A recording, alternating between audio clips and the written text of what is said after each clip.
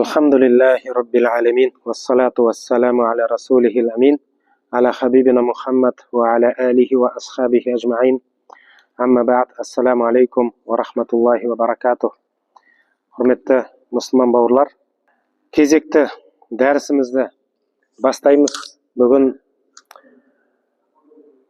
даңқты сахаба, бәрімізге белгілі болған Билал ибн Рабах радиаллаху анху жайында хадиспен, яғни оны жәннатпен сүйіншілейтін хадиспен танысатын боламыз. Хуа Билал ибн Рабах ал-Хабаши ал-Муаззин. Бұл Билал ибн Рабах ал-Хабаши дейді. Эфиопиялық болған, я? Ал-Муаззин. Азаншы деп танылған, я? Ислам тарихында. Абу Абдиллах Маула Аби Бакр من السابقين الأولين الذين عذبوا في الله. Абу Абдилла дейді, яғни оның Абдулла деген баласы болған. Сол үшін оны Абу Абдулла деген, Абдулланың әкесі деген лақабаты болған. Маула Аби Бакр. Маула деген не? Бір отырыстарда айтқан болатынымыз, Маула екі мағынада бар. Маула ие деген мағынада, және Маула құлдықтан босатылған деген мағынада қолданған. Білесіздер, оны кішкене төменіректе айтамыз. Оны Билал радиаллаху анху сатып алып босатқан. Сол үшін Маула Аби Бакр деп айтылады. Минас-сабиқин ал-аувалин аллазина уззибу филла дейді. Исламды алғашқы қабылдағандардың бірі, және сол Алланың жолында азапталғандардың бірі. Қатты азапқа алынған. قال عبد الله بن مسعود رضي الله عنه أول من أظهر الإسلام السبعة. Абдулла ибн Масуд былай деп айтады: әуелі исламды аштан ашық көрсеткен 7 адам болған дейді. Исламды аштан ашық жариялаған 7 адам болған. Расулулла саллаллаху алейхи вассалам, Алланың елшісі, ва Абу Бакр, Аммар, ва уммуху Сумайя, Аммардың анасы Сумайя, Сухейб, Билал және Миқтат есімді сахаба. Осы 7-еуі не істеді? Анық исламды көрсеткен, жариялаған. Фаамма Расулуллахи саллаллаху алейхи вассалам фаманаху Аллаху биаммихи Аби Талиб. Алланың елшісі болса, Алла тағала оны немере ағасы Абу Талиб арқылы қорғады дейді. Қанша жерден жарияласа да, пайғамбарымыз саллаллаху алейхи вассалам исламды оған құрайыштықтар тиісе алмады, зиян тигізе алмады. Ва Абу Бакр фаманаху Аллаху би қаумихи. Абу Бакрды қауымы не істеді? Тискізбеді дейді, оны қорғады дейді. Ва амма саирухум фаахадахумул мушрикуна ва албасухум адра ал-хадид. Қалғандарым болса, мушриктер, қараңыздар, әлгілерді қалғандарын қорғайтын ешкім болмағаннан кейін не істеді? Азапқа салады. Қалай азаптайды? Ва албасухум адра ал-хадид сумма сахарухум фиш-шамс дейді. Темір қалқандарды кигізіп, сөйтіп күннің астында азаптайтын болған. Ыстық күннің астында. Енді ол жақта білесіздер қандай ыстық екенін. Фама минхум ахадун илля ва атахум ала ма араду илля Билалан дейді. Міне, азаптаған кезде мушриктер мақсаттарына жетті дейді, жаңағыларға қатысты. Яғни күпірлік сөздерін айттырады. Билалдан басқа дейді. Билал діннен бас тартпайды. Күпірлік сөздерін айтпайды. Басқалар да діннен қайтпайды, бірақ күпірлік сөздерін айтып қояды. Бірақ онысымен де діннен шықпайды негізінде. Мысалға, Аммардың оқиғасы бар. Пайғамбарымыз саллаллаху алейхи вассалам айтып келеді. Мені азаптады, мен құрыдым деп жаңа пайғамбарымызға келеді. Не болды деген кезде, маған күпірлік сөздерін айттырды дейді. Қатты қинаған соншалық ол күпірлік сөзін айтып жүреді. Әлгілердің құдайларын мысалға мақтап жүреді. Құдай жоқ деген сияқты нәрселерді айтады. Пайғамбарымыз саллаллаху алейхи вассалам оған не дейді? Сенің жүрегіңде не болды дейді оны айтқан кезде? Аллаға деген иман болды деді. Пайғамбарымыз болды дейді. Егер де әлгілер осыны, яғни жаңа осы әрекеттерін қайта жасайтын болса, сен қайтадан солай айт дейді. Яғни күпірлік сөздерін айтады.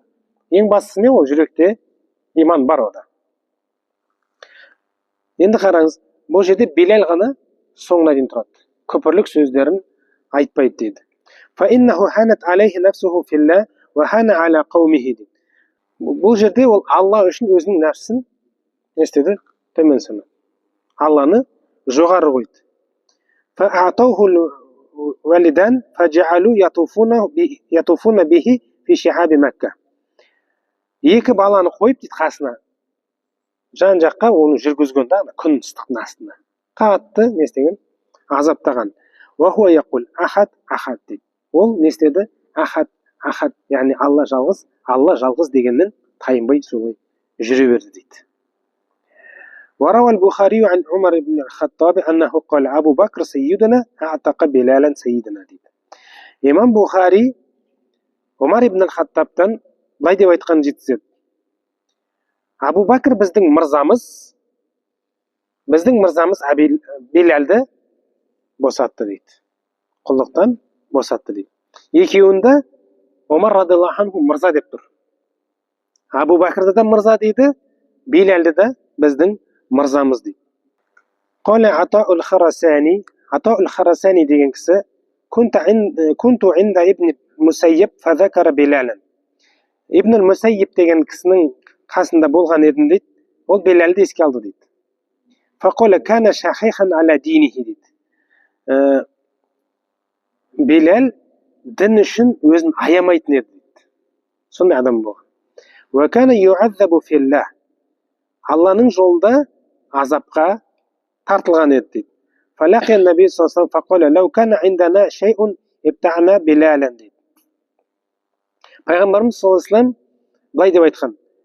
Шіркін-ай, бізде бір нәрсе болғанда ғой Билалды сатып алар едік. Яғни бір жағдай болғанда ғой біз Билалды сатып алар едік. Билалды қинап жатыр. Сатып алатын мүмкіндігі жоқ. Фалақия Абу Бәкр аль-Аббас дейді. Абу Бәкр аль-Аббас деген кісіні кездеседі айтады. Фақола иштарли Билалан. Маған Билалды сатып алып келді деп айтады. Ақша береді. Фаштараху аль-Аббас. Аббас барады да оны сатып алып келеді. Ва баъаса бихи иля Аби Бәкр. Оны Абу Бәкірға жібереді. Сатып алғаннан кейін аль-Аббас. Фаъатақаху дейді. Билал оны босатып жібереді. Сатып алады мушриктерден, сосын оны босатып жібереді. Ва ан Қайсин қали. Қайс былай деп айтады. Қала иштара Абу Бәкр Билалан ва хуа мадфунун фил хижара би хамси ауақ захабан дейді. Билал радиаллаху анху, Абу Бәкір Билалды радиаллаху анхуна тастармен көміліп жатқан бойында сатып алады дейді. Қаншаға? 5 ауақ алтынға. Өзі сондай салмақ айтылады. Бұл 187,2 грамм дейді. Ауыр. Енді қазір есептеген кезде 18-19 миллион теңге дейді. Сондай ақшаға сатып алады. Қымбатты. Көп ақша береді. Алтынмен береді. Енді қараңыздар. Мушриктер айтады. Фақалу дейді. Лау абайта илля ауқиятан лаби'накаху дейді. Егер де бір ауқия берсеңдер дейді. Мысалға бір 3-4 миллион бергенде саған сатып та жібереді дейді. Мушриктер айтады. Қараңыздар. Әлгілер мушриктер мазақ етіп солай айтады. Қала Абу Бәкір айтады. Лау абайтум илля 100 ауқиятин ла ахастуху дейді. Егер де дейді Абу Бәкір айтады. Ол үшін 100 ауқия, яғни одан да көп, 100 миллион деп айтайықшы мысалға. 100 миллион теңге сұрағандарында сатып алар едік дейді. Ана құнын түсірмейді. Әлгілер оның құнын түсіріп тұр, мушриктер. Абу Бәкір оның құнын қайта көтеріп тұр. Құл болса да. Біз оған 100 миллион сұрасаң да берер еді деп әлгілердің ішін күйдіртеді ғой, былайша айтқанда. Әлгілер кәдімгідей өкініп қалады. Төмен баға сұрай салған ғой енді құл деп. Оны кім алар дейсің деген сияқты бір төмен құн айта салғанда, сөйтіп Абу Бәкір олардың аузына құйын құйған. Шахида Бадран вал машахид дейді. Бадр және басқа шайқастарға қатысқан. Ва шахида лаху наби саллаллаху алейхи ва саллям ат-таъйин бил жанна. Пайғамбарымыз саллаллаху алейхи ва саллям оған жәннат бұйыратынына куәлік берген дейді. Яғни ол жәннаттық екеніне куәлік еткен пайғамбар саллаллаху алейхи вассалам. Ва ахан набий саллаллаху алейхи вассалам байнаху ва байна аби убайда ибн жаррах. Пайғамбарымыз саллаллаху алейхи вассалам меккелікпен, яғни мұхаджирлер мен ансарларды бауырластырған кезде оны кіммен? Абу Убайда ибн аль-Жаррах деген сахабамен бауырластырады.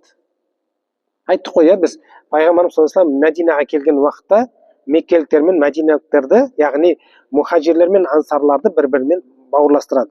Бауырластырған уақытта нақты белгілі бір адаммен не істейді? Бауырластырады. Жалпы деп айтпайды. Жалпы келіп тұр ғой бауырың, бірақ пайғамбарымыз саллаллаху алейхи вассалам нақты екі кісіні бір-біріне, мысалға сен осындайсына бауырсың деп не істеген? Солай бауырластырған. ثم خرج بعد النبي صلى الله عليه وسلم مجاهدا إلى أن مات بالشام дейді. Кейін пайғамбарымыз саллаллаху алейхи вассалам дүниеден өткеннен кейін Шамда қайтыс болғанша не болды? Шайқастарға қатысты дейді. Кәні тирба Аби Бәкрин дейді. Абу Бәкірдің жолдасы болған да негізінде. Ва кәні хазина Расулиллахи саллаллаху алейхи вассалам. Алланың елшісінің саллаллаху алейхи вассалам қызметшісі болған. Туфия саната 17. 17-ші жылы қайтыс болған. Хижри 17-ші жылы қайтыс болған. Уақила бәғда. Одан кейін де деп айтылған. Нақты не жоқ. Уалаху бидун ва ситтуна сана. 60-тан асқан шағында дүниеден өткен. 60-тан асқанда. Қола Саид ибн Абдул Азиз. Саид ибн Абдул Азиз айтты дейді. Лама хтудира Билал қола. Ғадан налқал ахибба Мухаммадан ва хизбах деген сөз бар атақты. Не дейді? Өлім халінде жатқан уақытта мынандай керемет сөз айтқан. Ғадан налқал ахибба деген. Ертең жақсы көретіндермен кезігеміз. Мухаммадан ва хизбах. Мұхаммед және оның жақтастарымен кездесеміз деп сөйтіп өлім халінде жатқанда айтқан дейді. Әйелі былай дейді. Ва вайлах дейді. Қандай өкініш дейді. Билал не деген? Керісінше қандай қуаныш деп жатқан екен да. Кетейін деп жатыр, бірақ қандай қуаныш.